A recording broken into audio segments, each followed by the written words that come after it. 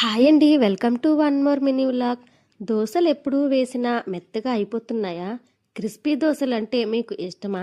ఎప్పుడు ఎలా చేసినా దోశలు క్రిస్పీగా ఉంటేనే అందరూ ఇష్టపడతారు. మరి మామూలుగా మిక్సీ చేసిన దోశ పిండిలో ఇది ఒక్కసారి కలిపి చూడండి. ఫస్ట్ దోశ నుండి లాస్ట్ దోశ వరకు చాలా క్రిస్పీగానే వస్తాయి.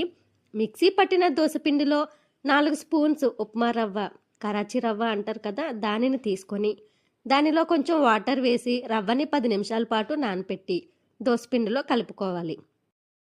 ఇప్పుడు దోశ వేయటానికి దోశ ప్యాన్ని స్టవ్ పై పెట్టి హై ఫ్లేమ్లో పెట్టి బాగా హీట్ చేసుకోవాలి. ఇలా చేస్తే దోశ అనేది పల్చగా క్రిస్పీగా వస్తుంది. ఇప్పుడు దోశ వేసి లోత గరిటెతో మీకు ఎంత పల్చగా కావాలి అంటే అంత పల్చగా చేసుకొని దానిపై ఆనియన్స్, ఆయిల్ వేసి ఎర్రగా కాల్చుకోవాలి. ఈ క్రిస్పీ రవ్వ దోశలకు ఏ చట్నీ అయినా బాగుంటుంది.